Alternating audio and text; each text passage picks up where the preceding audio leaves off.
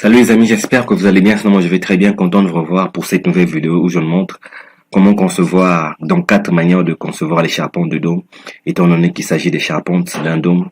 Et donc, on va voir 4 manières de concevoir les charpentes d'un dôme. La première méthode nous donnera ses résultats, la deuxième méthode nous donnera ses résultats, la troisième celui-ci, la quatrième celui-ci. Donc, on va passer à l'essentiel, on va passer à la première méthode.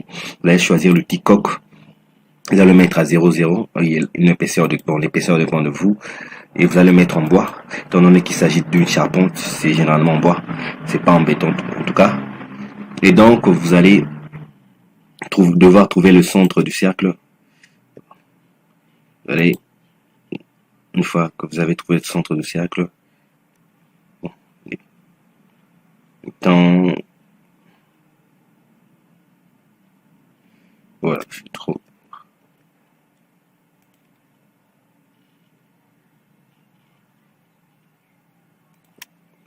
d'accord. On va étirer l'élément jusqu'à la fin. On peut voir ce que ça donne en volume. Ça me donne uniquement celui-ci.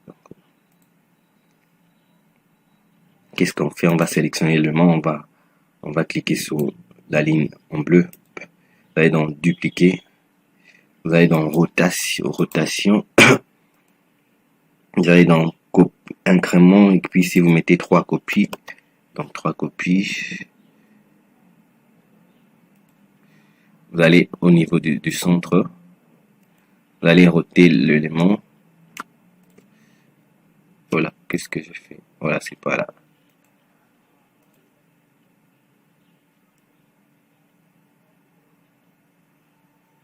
Rotation vers un chemin.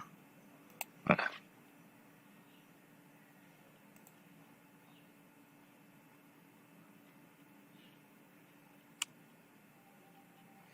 Faut trouver le centre de ce cercle, il est là.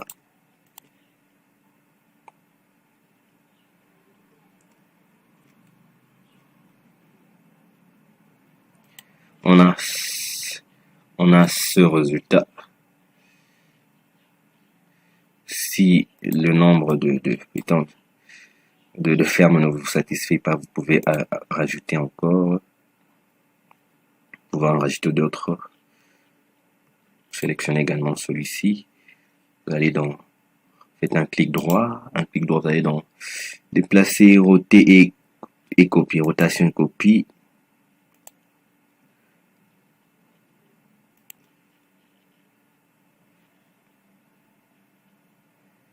Hop là. Donc on a ce résultat. Donc la première méthode, elle est toute simple. Très simple. On va passer à la deuxième méthode très vite. La deuxième méthode, vous aurez besoin également du cercle. Et c'est la méthode que je trouve très intéressante. Vous avez besoin de trouver le centre du cercle.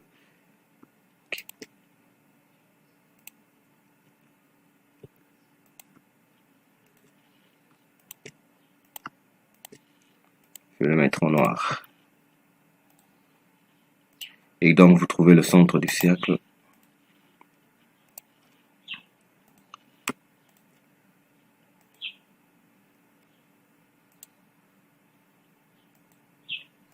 Vous n'avez qu'à observer, c'est très simple.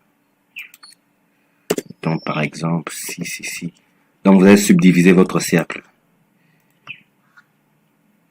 Vous allez subdiviser votre cercle, ça vous permet de déterminer déjà le nombre à l'avance, le nombre de, je dirais, des fermes. Donc ces lignes vont nous servir de repère. Elles vont juste nous servir de repère pour dessiner nos fermes. Qu'est-ce qu'on fait? On va sélectionner toutes ces lignes.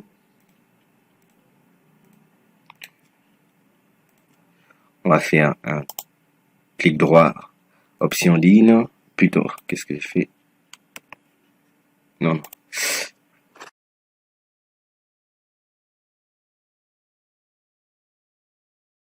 Qu'est-ce que j'ai fait? Voilà. On sélectionne toutes les lignes.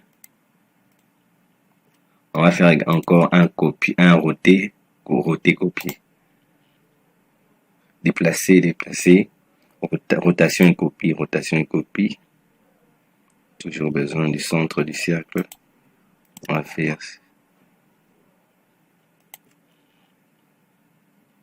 voilà, ça n'a pas très bien marché. Roter, copier. Voilà, pas là, centre. C'est pas facile de retenir. Voilà. On va faire un roter copier. On trouve le centre du cercle.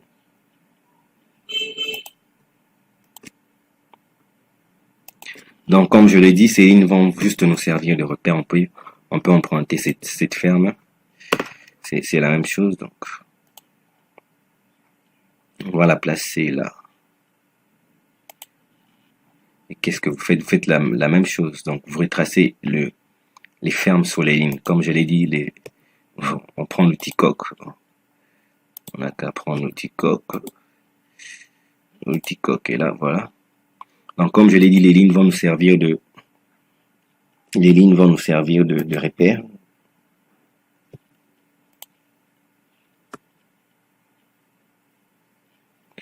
Mettons 15.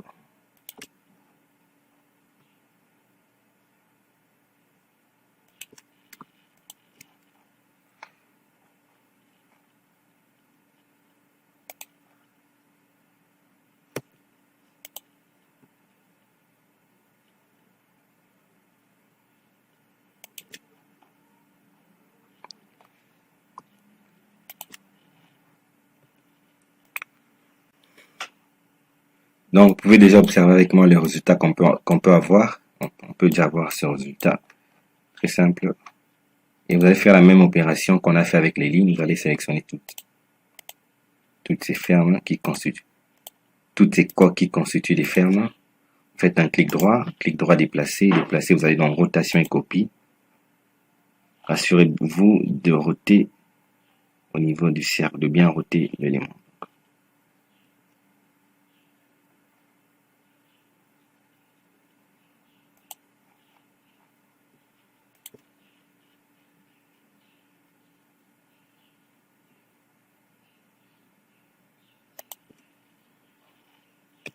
On va supprimer une ferme étant donné qu'il se retrouve deux fois. On peut donc observer le résultat final. On a ce résultat qui est différent de celui-ci. Vous pouvez amplifier ce résultat. Vous allez sélectionner toutes ces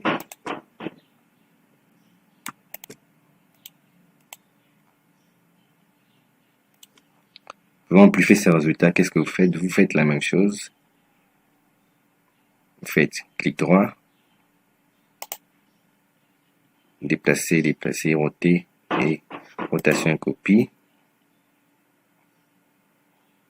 Toujours assuré d'avoir trouvé le centre du cercle. Et vous faites une rotation. Voilà. On reprend rotation, copie.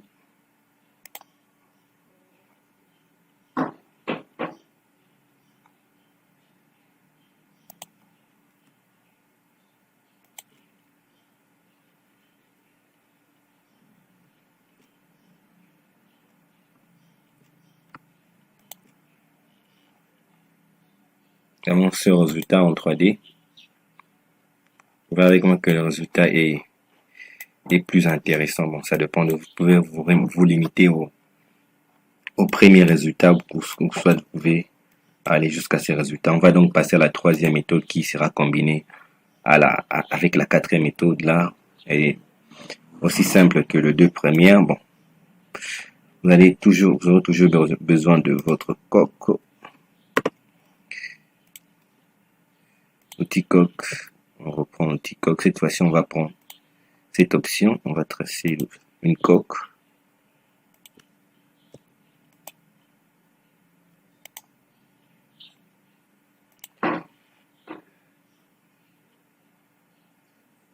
On a notre coque.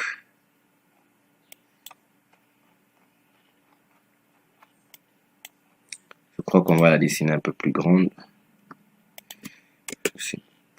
Donc, On va faire une coque plus grande. On va faire passer une coupe, la coupe. Et donc notre coupe qui va passer au niveau du centre.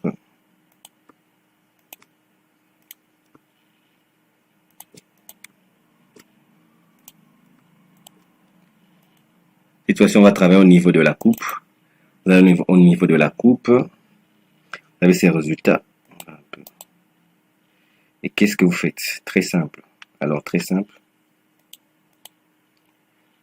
Vous sélectionnez la coque. Vous faites un clic droit. Vous allez donc créer trou dans coque. Créer trou dans coque. Vous allez tracer, comment dirais-je, l'espacement. Vous allez créer les trous en fonction de l'espacement des pannes. C'est-à-dire, c'est niveau.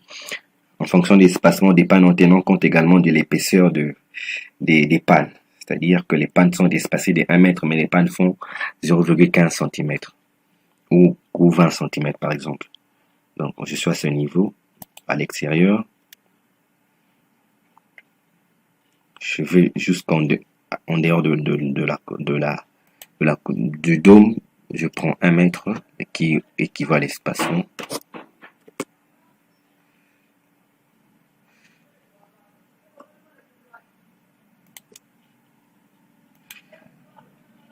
Et donc, je crée un trou dans la coque. Qu'est-ce que je fais? Je vais, très simple. Je vais dupliquer ces trous créés dans la coque. Je vais donc dupliquer.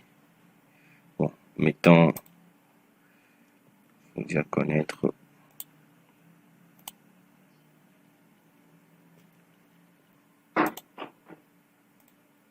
Mettons 6, d'accord, 6. On va dupliquer.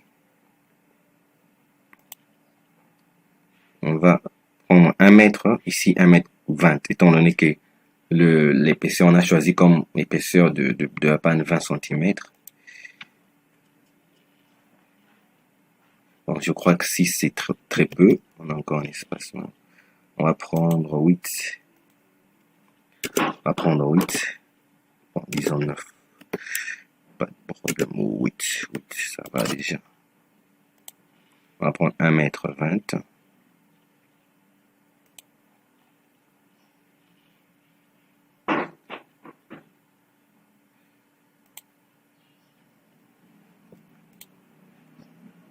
Donc, si vous allez en 3D, on a ce résultat.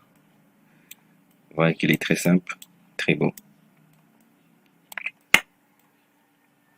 On va passer à la 4e méthode.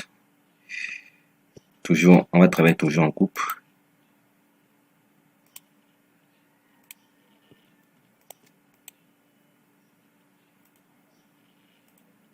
On va prendre encore l'outil coque.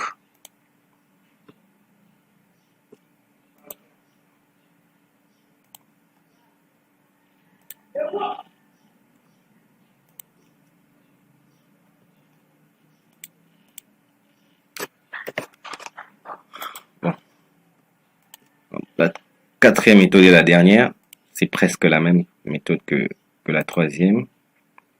Sauf que cette fois-ci, on aura à le faire verticalement. Donc, on va aller encore clic droit, créer trou dans coque. On va le faire cette fois-ci à la verticale.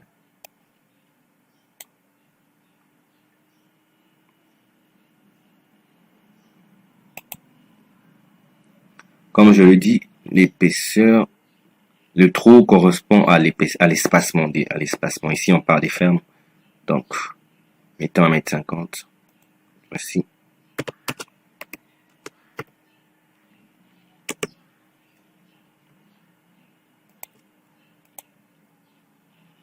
Et on va dupliquer ces trous.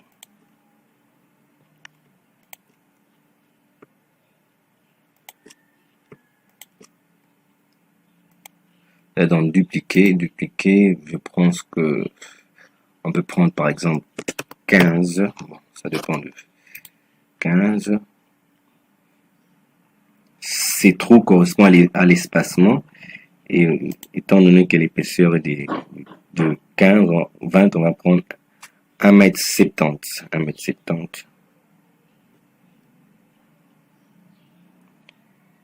Ou 1m80. 1m80.